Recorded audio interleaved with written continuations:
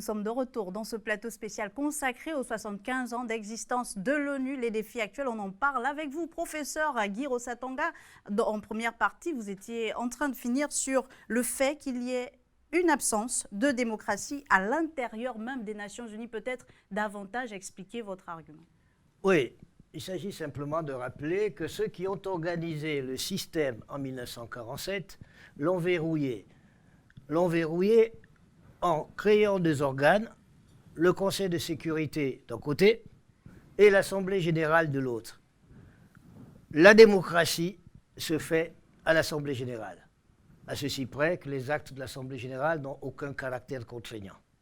Là où la loi se fait, là où la décision se fait, c'est au Conseil de sécurité. Ouais. Et là, il y a 5 États qui règnent, c'est le P5. Alors, il faut quand même dire qu'il y a eu des évolutions, parce qu'à l'origine, il n'était que 5. Ensuite, on a fait une petite réforme, on a ajouté des noms permanents. Sauf que tant que le droit de veto continue, c'est de la simple participation, ce n'est pas véritablement la réforme qui est attendue. Il n'est pas normal qu'au seul motif que des gens ont remporté la Deuxième Guerre mondiale, puissent continuer à imposer leur ordre et leurs lois 75 ans après. Si l'objectif, et je le disais tout à l'heure, qu'il ne fallait pas confondre communauté internationale et société internationale. Ce dans quoi nous vivons aujourd'hui, c'est la société internationale. Nous ne sommes pas dans une communauté internationale, contrairement à la vulgate des médias, et il faut le dire, principalement des médias occidentaux, parce qu'on sait que lorsque la communauté internationale est émue, la communauté internationale est choquée, en réalité, c'est Washington, Paris, Londres et bon, 2, 3 autres. C'est ça la communauté internationale. C'est certainement pas le type de Moulenguy-Binza ou de musique. Vous comprenez? Et donc, on ne peut pas vouloir cette démocratie et là où elle doit s'exprimer, ne pas l'avoir. Docteur Jetson, qu'est-ce que vous pouvez répondre à cela? Est-ce que vous corroborez les propos du professeur Guy Rosatanga? Je crois que le professeur a très bien décrit une dimension du défi, mais j'ajouterai une deuxième. D'accord. Parce que pour moi, le monde s'est changé beaucoup depuis ces 75 ans. Et le défi de réinventer le multilatéralisme maintenant pour le 21e siècle, c'est de répondre à cet écart démocratique dont parle le prof, mais aussi la deuxième dimension, c'est quoi? C'est le fait qu'il y a maintenant plusieurs communautés internationales, plurielles, à travers la société civile mondiale, à travers les nouvelles technologies qui vont faire éventuellement que oui, le petit Gabonais lambda dont vous parlez, prof, assis dans un quartier ici, peut se faire écouter avec ses alliés à Washington, à Paris, mais aussi en Séoul ou à Rio de Janeiro, sur la question de l'action climat, par exemple. Alors, comment est-ce qu'on va réinventer un multilatéralisme version 2.0 pour les 75 ans devant nous, qui tient en compte la voix de la société civile, bien sûr, la voix des citoyens mondiaux.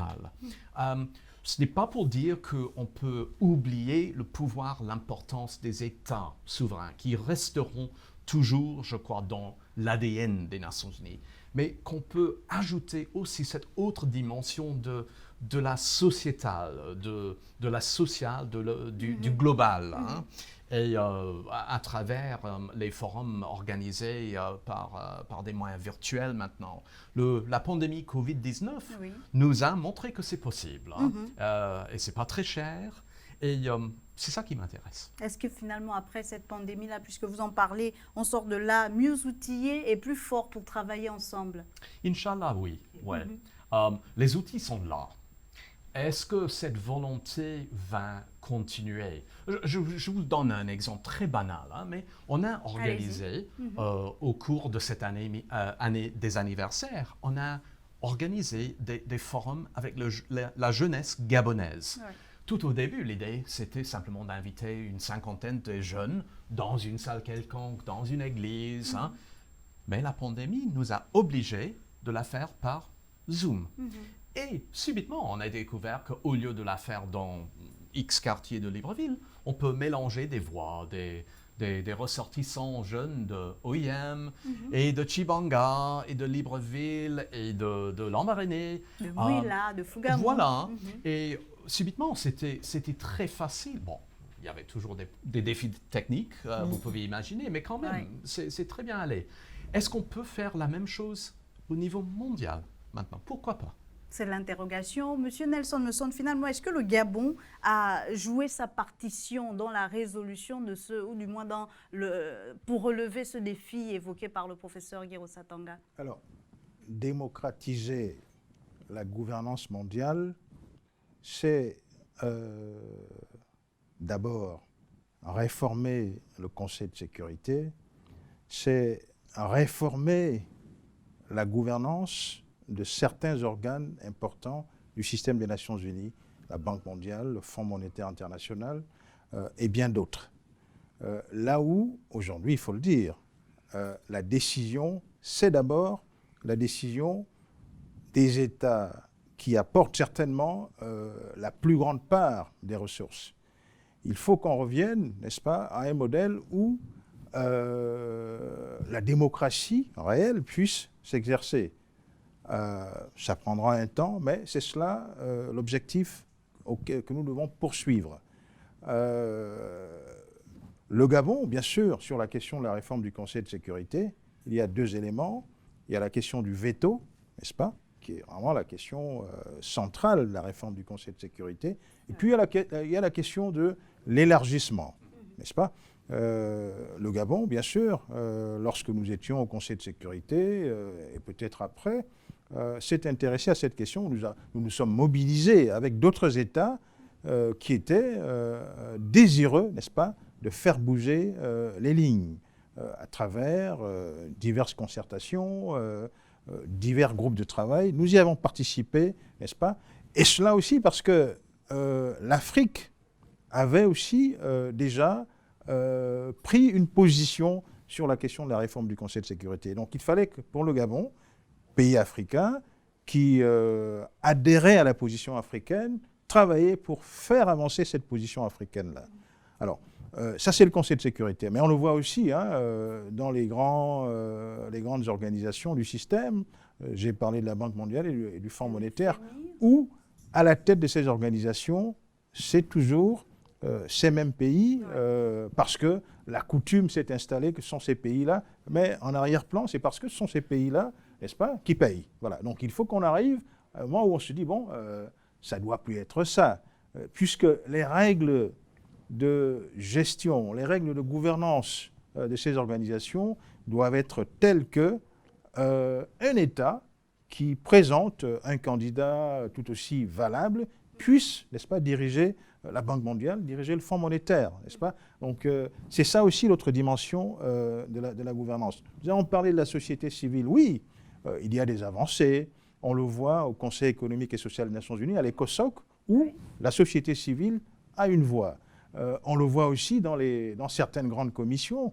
Le Gabon a présidé en juin 2011 aussi la 4e commission sur les questions politiques de décolonisation. Là aussi, la société civile est présente. Donc, il y a des évolutions, mais il faut le dire, c'est au niveau, n'est-ce pas, des principaux organes, des principales organisations spécialisées que le problème se pose et que c'est là où il faut vraiment travailler, continuer à pousser pour faire bouger les lignes. Au Conseil de sécurité, à la Banque mondiale, au Fonds monétaire international, voire même à l'UNESCO, à l'OMS, pourquoi pas. Démocratisation, voilà. Élargissement. Voilà. Quel est le regard de la société civile par rapport à toutes ces problématiques? Est-ce que le fait que les choses bougent, comme l'a rappelé M. Nelson Messon, suffisent pour la société civile gabonaise? Vous savez que c'est une œuvre humaine, donc c'est une œuvre en construction. On a salué les avancées, mais effectivement les défis sont nombreux. Tout à l'heure, on a parlé de la résolution 189 sur les veuves, qui est le fruit du plaidoyer de la Première Dame, pour montrer combien de fois, lorsque un individu peut se retrouver à la tribune des Nations Unies, quel peut être vraiment le rendu. Je crois que le défi au niveau du Gabon, il faut dire que dans les objectifs de développement durable, en termes de première priorité, c'est la bonne gouvernance. Puisque chaque État devait prévoir un ordre. Et le défi, justement, dans la bonne gouvernance, c'est la participation citoyenne. Sans participation citoyenne, on ne peut pas parler de bonne gouvernance. Donc ça, c'est vraiment l'un des grands défis. Et tous les jours, dans les médias, chaque fois qu'il y a un discours du chef de l'État ou du Premier ministre, ce terme bonne gouvernance est prononcé. Donc nous sommes vraiment en attente pour voir concrètement, il y a des initiatives comme l'initiative pour partenariat pour un gouvernement ouvert qui institutionnalise véritablement le partenariat entre le gouvernement et la société civile. Nous espérons vraiment, et le chef de l'État avait déjà pris cet engagement aux États-Unis en 2014, que le Gabon devait y adhérer. Donc ça, ce sont des signes qui montrent qu'il y a d'abord une reconnaissance du travail de la société civile et qu'on permette également aux citoyens de contribuer. Parce que les politiques publiques sont mises en œuvre par le citoyen. Il faut qu'il comprenne d'abord l'intérêt de tout ça. Donc il y a aussi un travail de préparation, d'accompagnement. On parle des Nations Unies. Pour aller prendre la parole à la tribune des Nations Unies, il faut faire un travail préalable. C'est ce que Mme Pepesi souligne, Dr Jackson, parce qu'on a l'impression que lorsqu'on parle des Nations Unies, c'est le système, c'est les grands bureaux, c'est des messieurs en veste et cravate, mais le citoyen gabonais lambda de Fougamou, de Kingele ou d'Achibichos, lui, il ne comprend pas forcément. On a eu la Covid-19. Quel a été le rôle des Nations Unies finalement pour freiner cette pandémie au niveau du Gabon déjà? Comment vous avez contribué à faire comprendre votre rôle aux citoyens lambda? Merci beaucoup.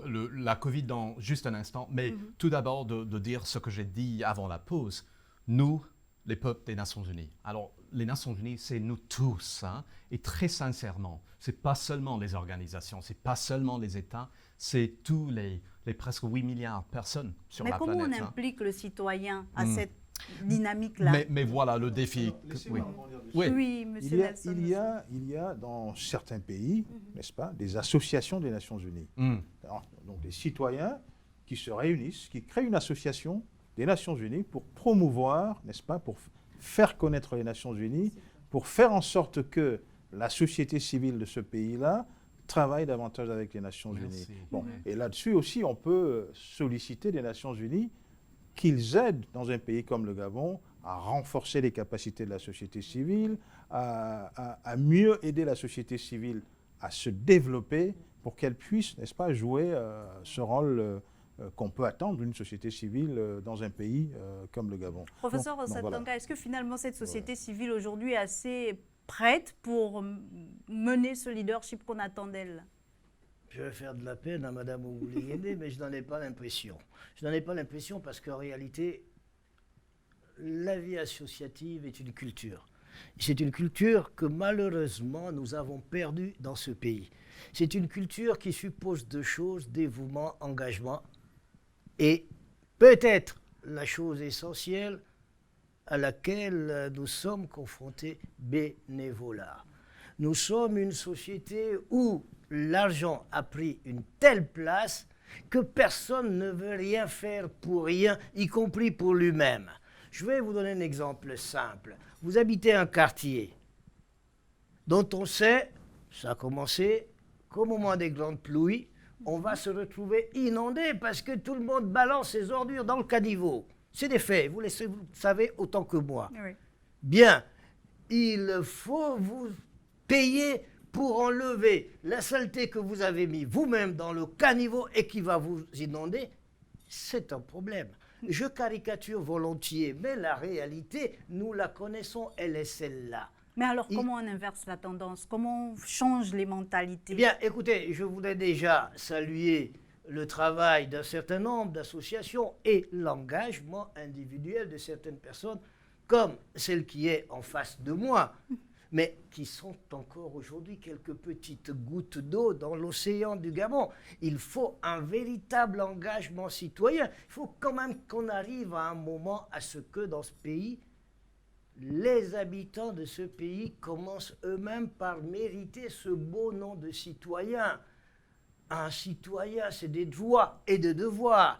Or, nous nous sommes inscrits depuis un certain temps dans une problématique qui n'est qu'une problématique de droit. Et donc, même lorsque nous nous organisons en association, c'est pour réclamer des droits, ce n'est pas pour assumer des devoirs.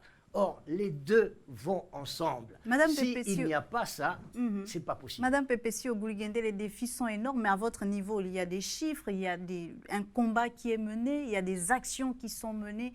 Racontez-nous un peu à votre niveau comment vous faites pour inverser cette tendance-là. En termes de chiffres, je peux déjà dire que le Gabon compte plus de 1000 ONG et associations. Quand même. Sauf que ce travail n'est pas valorisé parce que toutes les associations n'ont pas les moyens pour passer dans les médias. Donc, celles qui sont dans les médias ne sont que la face visible de l'iceberg. Il y a un travail. Mais vous avez parlé de mentalité. Oui. Je crois que c'est aussi un défi pour les gouvernants de façonner le citoyen qu'il veut parce que c'est obligatoire. C'est pour ça qu'aujourd'hui, nous nous retrouvons avec un taux de pauvreté qui avoisine près de 45% à l'intérieur du pays. Ouais. C'est parce que le citoyen, malgré toutes les opportunités, enfin le Gabonais, malgré toutes les opportunités, malgré toutes les politiques publiques, il ne sait pas comment avoir accès à toutes ces opportunités. Mais Donc, c'est là un défi. également votre rôle de Nous le faisons lui permettre d'avoir accès. Nous le faisons et le Gabon est l'un des pays, malheureusement, qui ne finance pas la société civile. Même la Guinée équatoriale, voilà, la société civile. Donc, il faut les considérer comme des acteurs à part entière et leur donner les ressources nécessaires avec une obligation de redevabilité puisqu'il s'agira de l'argent du contribuable et également les accompagner à être structurés. Il y a une maison des acteurs de la société civile. Il y a eu des initiatives. Ouais. Malheureusement, elles se sont arrêtées parce que c'était l'Union européenne et les Nations unies qui avaient commencé ce travail dans les années 2000, si je ne me trompe pas, pour structurer. Et les premiers acteurs phares de la société civile qu'on connaît aujourd'hui ont eu la possibilité d'être formés et accompagnés dans ces structures. Dr Jackson. Mais là, c'est maintenant que je viens à la question de la Covid. Parce que pour moi, c'est la Covid qui commence à changer le dynamique. Pour répondre à votre question précise, bien sûr, les Nations Unies, j'espère, ont contribué à la lutte contre la Covid. Nous étions sur les frontes lignes avec OMS, avec les services de la santé de l'État et beaucoup d'autres dimensions. Le gouvernement a beaucoup contribué, mais la population aussi. La population a déjà contribué massivement à cette lutte. Port des masques, le sacrifice d'être privé des restos, des bars, des cultes, les églises, les mosquées. C'est une contribution massive à cette lutte. C'est une expression de cet esprit de volontarisme, de bénévolat, d'une autre manière. Et pour moi, la Covid peut devenir une vraie opportunité pour le Gabon, de saisir ce momentum maintenant, de capitaliser, et surtout l'année 2021, où nous allons probablement passer de la phase d'urgence purement sanitaire à l'urgence socio-économique maintenant, pour dealer avec vraiment l'impact global de la pandémie, le ralentissement de l'économie à l'échelle internationale. Nous aurons besoin de cette solidarité, n'est-ce pas? Les Nations Unies, nous pouvons jouer notre rôle, mais ce volontarisme dont parle le prof, dont parle Madame Oguligende, c'est cela qui va sauver la vie du Gabon et la vie des Gabonais, des Gabonaises à la fin, cette solidarité. Et pour moi, la Covid, c'est le moment de capitaliser cela. On parle, Dr Jackson, de l'appui du système des Nations Unies aux États, notamment à travers des cycles de partenariat quadriennaux. Vous me corrigez si je prononce mal. Qu'en est-il exactement de celui qui couvre la période de 2018 à 2022? Il y a eu la Covid, donc un ralentissement. Est-ce que vous êtes confiant que vous allez atteindre les objectifs en 2022? Bon, le secrétaire général a déjà dit, même avant la pandémie, que le monde n'était pas sur les bons rails pour arriver aux ODD en 2030. Il avait déjà exprimé son inquiétude bien avant la pandémie. Maintenant, on est vraiment en rouge. Et là, je parle du monde. Je parle de l'Irlande, où on est loin de l'ODD concernant le climat, par exemple. Et ici, au Gabon, moitié vide, moitié plein. D'un côté, le Gabon est assez bien positionné pour les ODD en comparaison avec le reste de l'Afrique subsaharienne. Est-ce que c'est ça le bar de comparaison pour le Gabon? Non. Le Gabon est autre. Le Gabon est unique. Le Gabon doit songer à atteindre les ODD de la manière que les grands pays du monde peuvent. Alors non, pour moi, il y a vraiment une urgence et on doit maintenant effectuer tout un travail tenant compte de la pandémie pour orienter les dépenses de l'État et les dépenses des partenaires internationaux envers les ODD. Et c'est ça la grande idée, si vous aimeriez, que nous allons essayer de vendre au gouvernement au cours de 2021. Un exercice de réalignement de toutes nos ressources ensemble pour arriver aux ODD par 2030. Monsieur Nelson Meusson, on a eu le plan stratégique Gabon émergent, le plan de relance économique. Aujourd'hui, après la Covid-19, est-ce qu'il y a un nouveau plan qui s'impose pour le Gabon? Je pense que le plan stratégique Gabon émergent reste le cadre général dans lequel les politiques publiques doivent continuer à se déployer, à se mettre en œuvre. Le plan de relance économique est un plan qui doit permettre au pays, n'est-ce pas, de retrouver un niveau de croissance économique appréciable. Oui. Donc il ne s'agit pas aujourd'hui d'amener un autre plan sur la table. Il faut faire en sorte que le plan stratégique Gabon émergent, qui est le cadre général, n'est-ce pas, qui part, n'est-ce pas, de la vision que le président de la République avait pour l'émergence du Gabon, et le plan de relance, qui est un plan pour rebooster l'économie, pour amener l'économie à mieux se diversifier, à mieux créer des emplois, que tout cela, n'est-ce pas, reste les fondements sur lesquels doivent continuer d'être assis, n'est-ce pas, l'action de l'État. Et je pense que c'est cela qu'on doit faire, et en prenant en compte, n'est-ce pas, les contraintes qui s'imposent aujourd'hui avec la situation de la Covid-19, et comme le disait le Dr Jackson, faire en sorte qu'on puisse, n'est-ce pas, converger, qu'on puisse faire converger, n'est-ce pas, les ressources à la fois des partenaires et celles de l'État vers, n'est-ce pas, ces objectifs-là. Et je pense que c'est cela qui doit être fait. Professeur, il y a eu les objectifs du millénaire pour le développement que les États en général, j'y arrive, n'ont pas pu atteindre. Aujourd'hui, on parle des objectifs de développement durable et notamment après la Covid-19. Est-ce que vous pensez que le Gabon a les arguments pour atteindre ces ODD-là d'ici à 2030 ? Celui qui répondrait positivement à cette question est un magicien. Non, plus simplement, il y a une volonté politique qui est indéniable. Il s'agit ensuite de la faire passer en acte. L'engagement du Gabon au niveau des Nations Unies sur ces problématiques ne souffre pas la discussion. Oui. C'est clair. Il s'agit de passer l'étape du discours, mais qui est fondamentale, parce que c'est ça le fondement.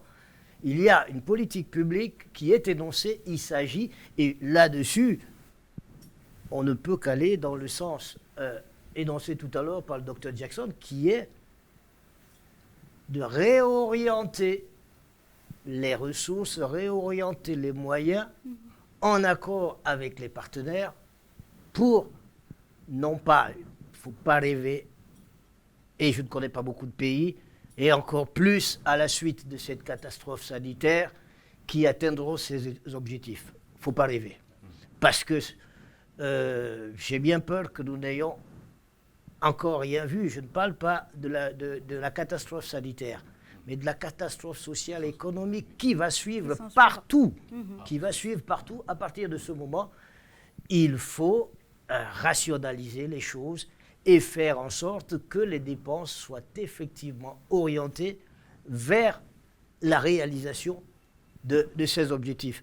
Mais je voudrais quand même, parce que on l'a effleuré, je voudrais saluer l'action d'une agence qui a quand même été beaucoup chahutée, y compris en Afrique, depuis le début de cette pandémie. C'est fondamental. Et il est étonnant de voir que les États occidentaux, pour des raisons politiciennes, dans leur conflit avec la Chine, parce que c'est de ça qu'il s'agit, et puis déverser tout ce qu'ils ont déversé sur l'OMS, c'est une chose.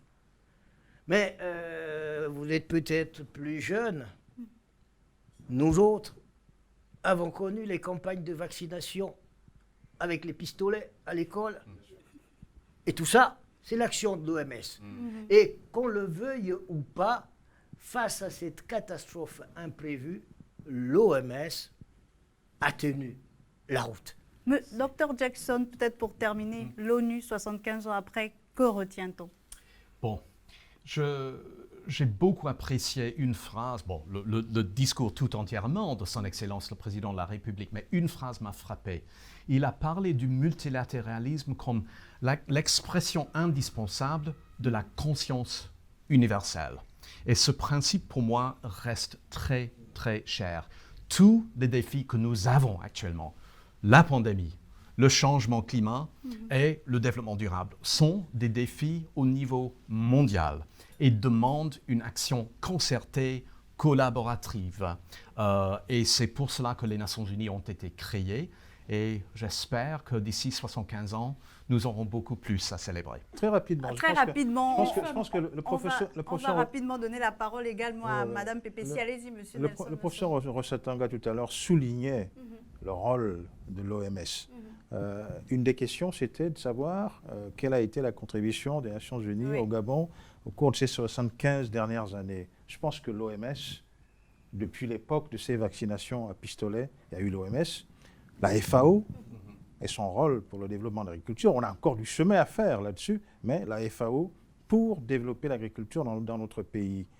L'UNESCO dans le domaine de l'éducation.